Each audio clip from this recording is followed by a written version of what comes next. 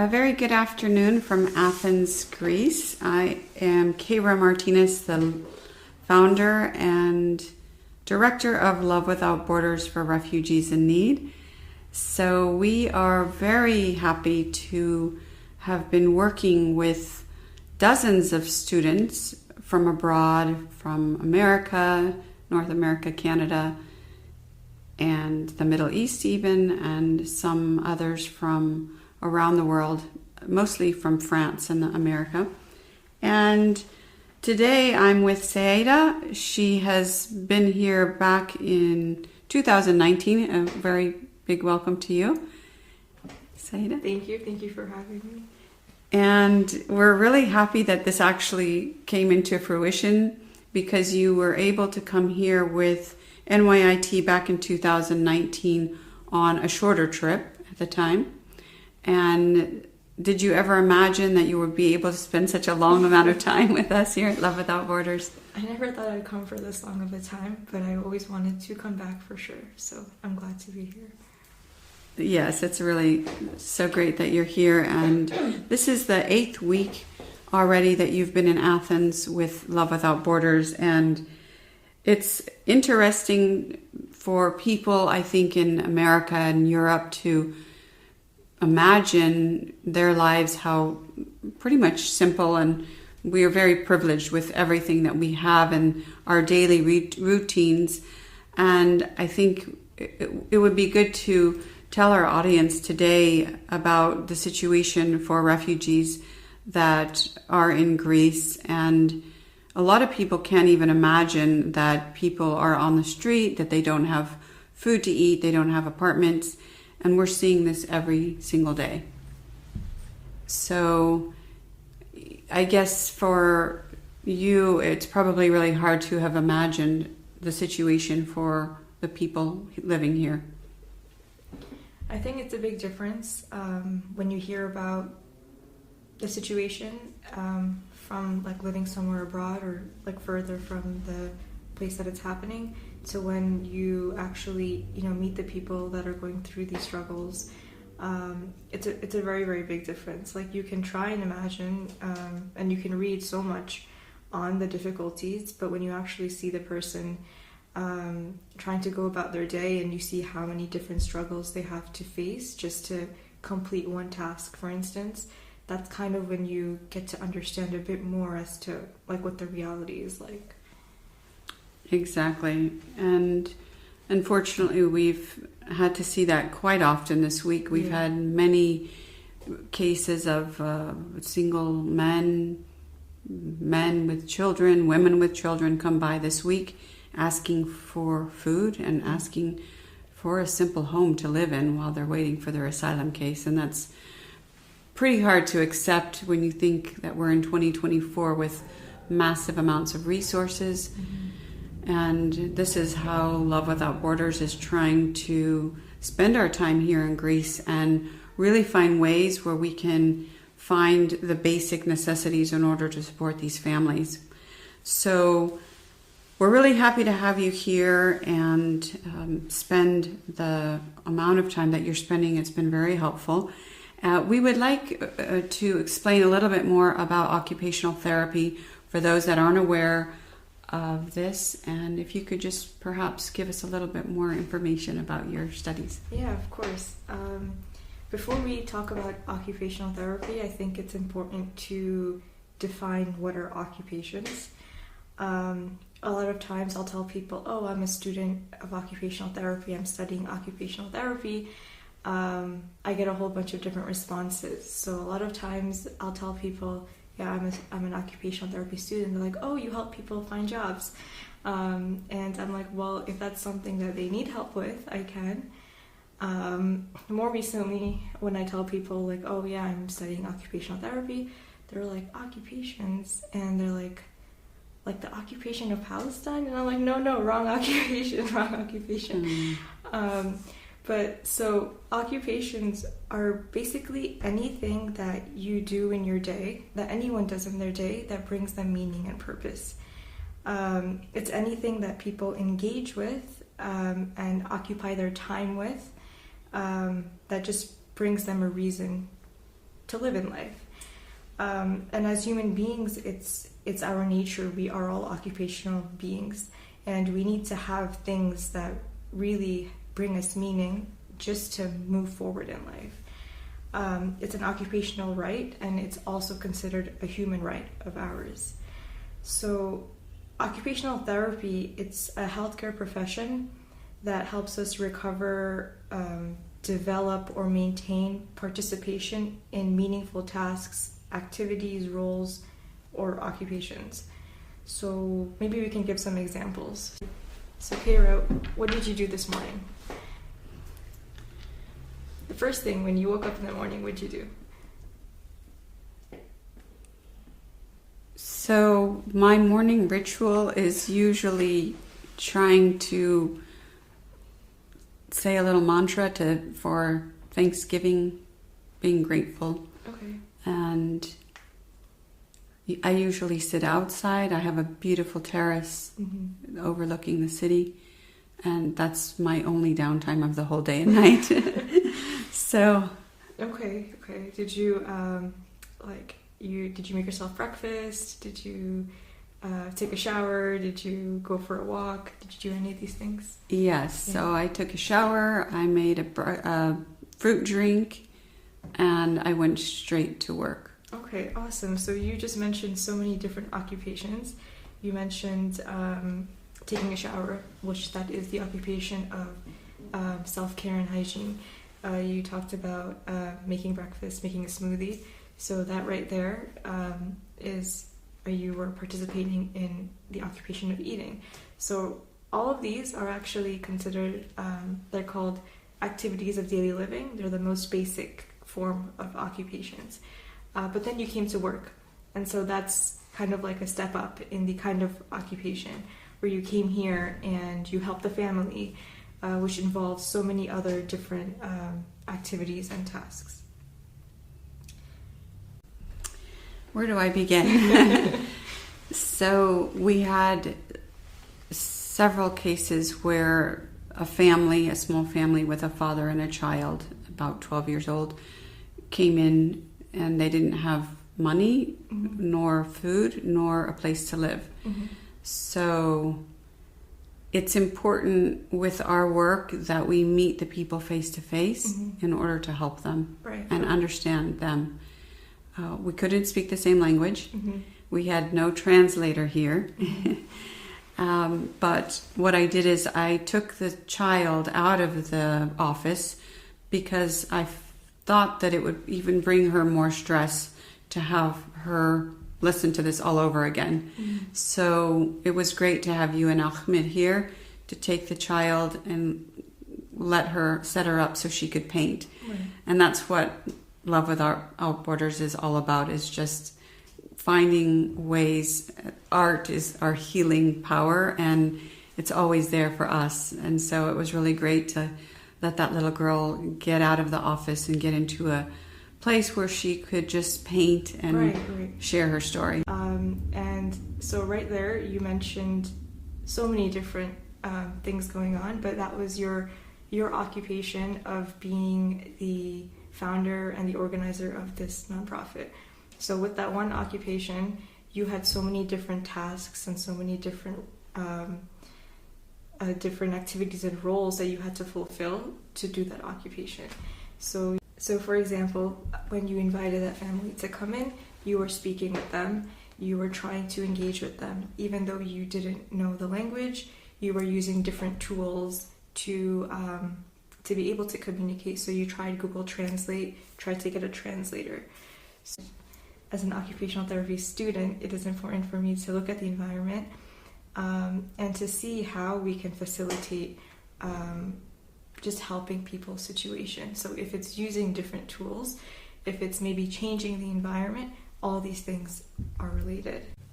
Yeah, this is really a good explanation, and I think a lot of people are really grateful for our work together to be able to support so many people this week especially. And we try to use as you mentioned, just very importance of perhaps not promising the people that we're going to give them a house or something, but to let them know that we're here for them. They can come back. This is an open space for them. This is really how you start to build community, and that's why we're really thankful for the gallery. Yeah, for sure.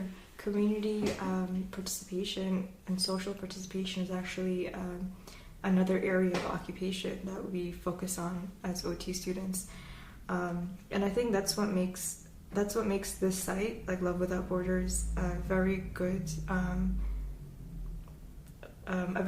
like environment for people in general. But this is where I see the connection between occupational therapy and your organization.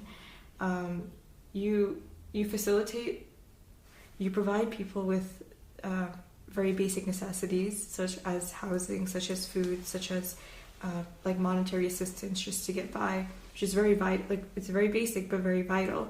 But you also facilitate so many different activities that people may not think of when you're dealing with people from this community. Basic necessities are very important, but we forget about like the different hobbies of people, the different activities that really bring people joy, that really kind of get people excited. And I've seen that so many times when you give anybody a canvas, an empty canvas, a bunch of acrylic paint and 2 paintbrushes, like, you just see how much involved people get, whether they've painted before, whether they are very skilled artists or they're not. You're giving them something that brings them joy, and there's so much evidence on how these creative activities, different art activities and with different art mediums really does something in terms of promoting health and well-being for individuals. Yes, we didn't realize the power of art, and that how much art can actually support one human being, but we've witnessed it thousands of times now, and we use that as our main source of support and income for the refugee community. So it's I did a TED Talk on that back in 2019. It was the last one before COVID hit. And it's about the power of art, and it's quite intriguing and quite interesting how powerful it is and how it can really change people's lives, especially from this community of refugees that are they don't have a lot of possibilities. And by offering those simple tools without anything else, you can really change somebody's life. Yeah, for sure. Like you mentioned, people not having the opportunities, and I think that's something again that really kind of shows the bridge between the field of occupational therapy and your organization. When people think of occupational therapy, a lot of times they think of, somebody gets injured physically, and now they can't participate in what they want to do.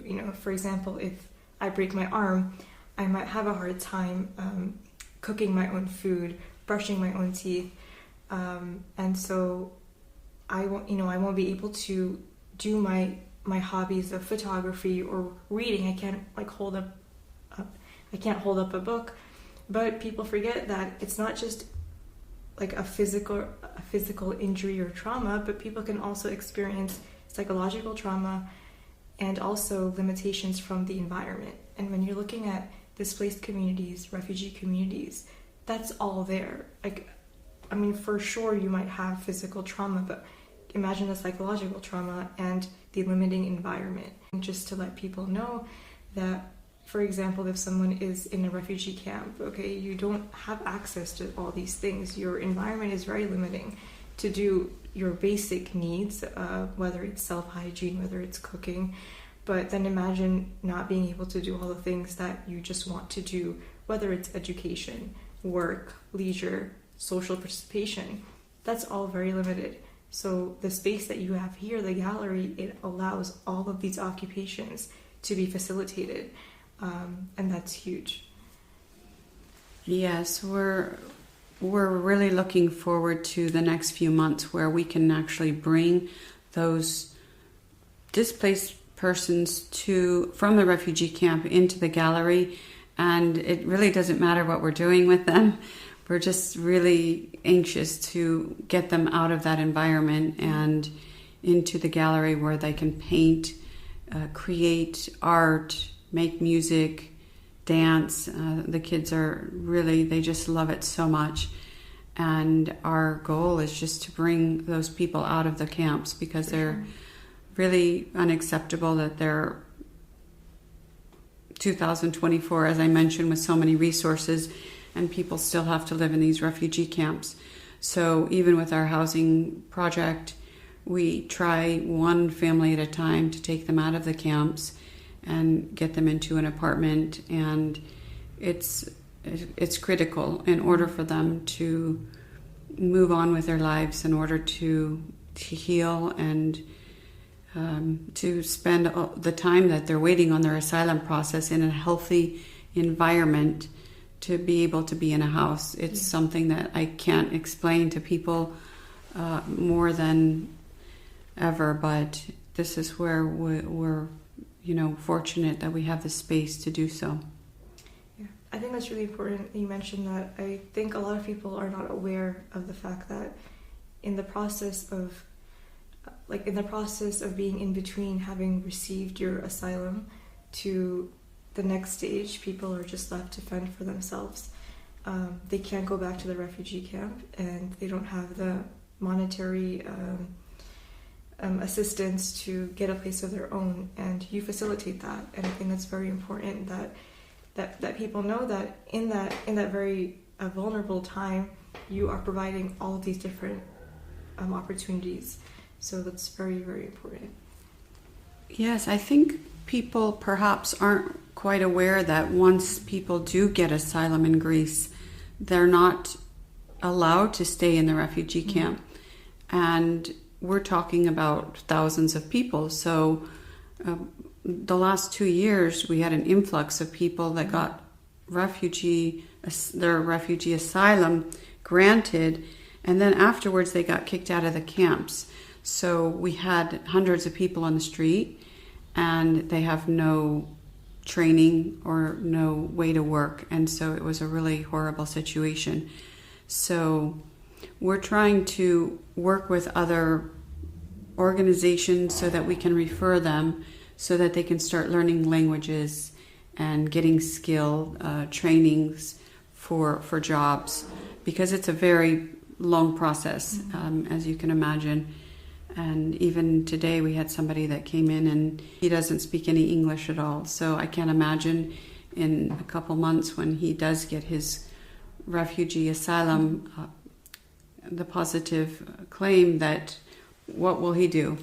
Right. He doesn't have any opportunity actually without the language or without a language. Right.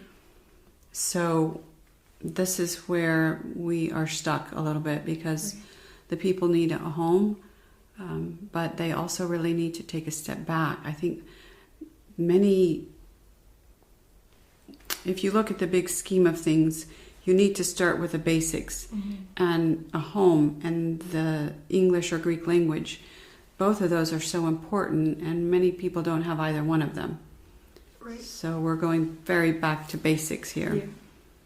You're providing the occupation of education to allow people to move to the next step of their life. Yes, exactly.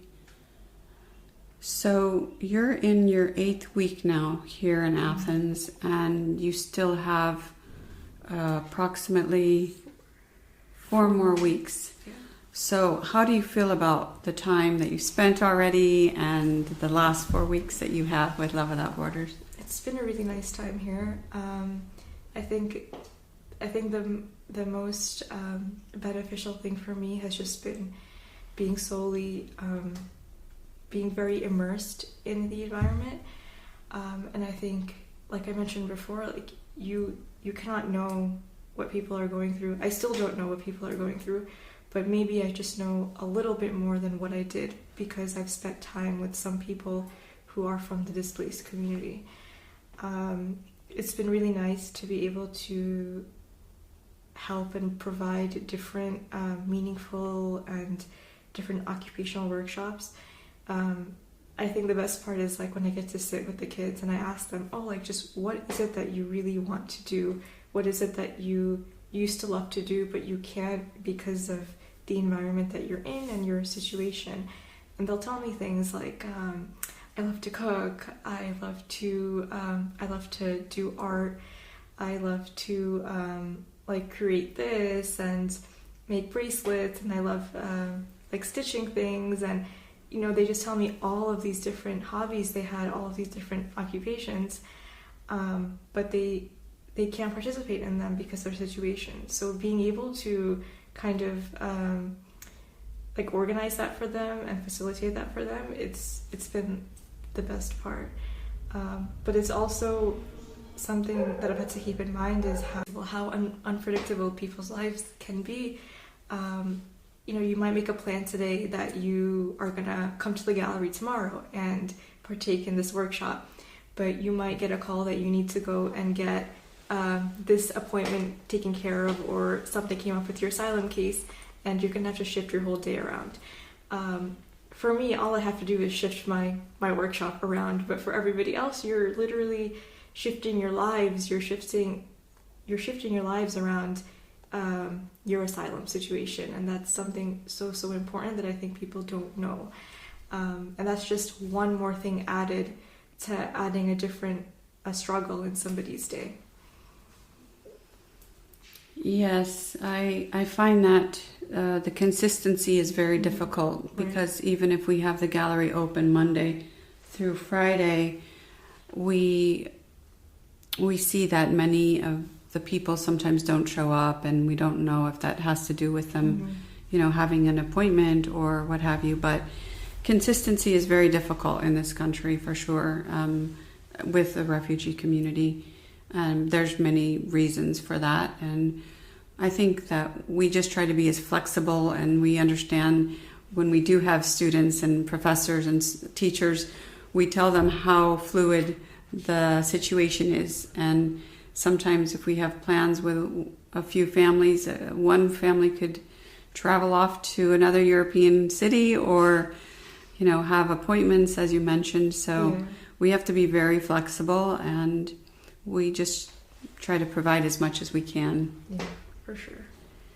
So yes, we're looking forward to the last 4 weeks. We have some really exciting programs that we're offering in the gallery. We're doing a meditative art project next week, and we're having a pop-up event this Thursday with some of our Greek friends. So every day is a different day in the Love Without Borders Gallery, but it has a lot of love and a lot of possibilities to share with our community. So we're super happy to have you as a part of our team. And I'm really happy to be here. Thank you so much for today. All right, thank you, Kira.